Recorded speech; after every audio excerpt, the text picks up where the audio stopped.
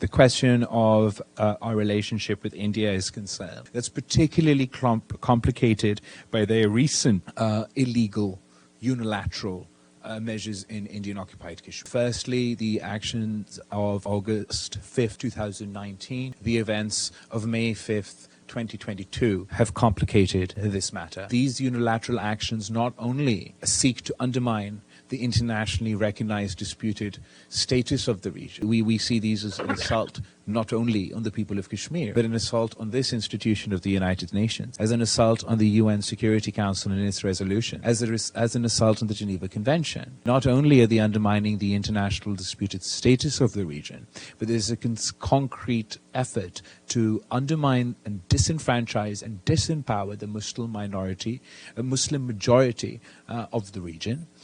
They've illegally allowed for non-Kashmiris to buy property and become residents of Kashmir and dilute the organic population.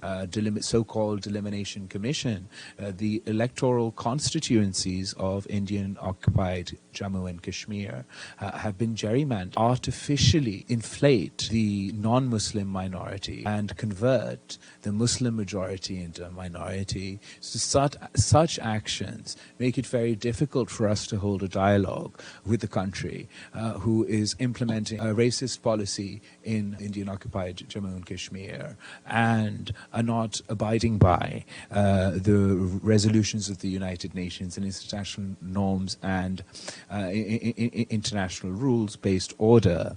We are very cognizant of the fact that economic activity, dialogue, diplomacy are ultimately the ways and means for countries to engage with each other and resolve disputes.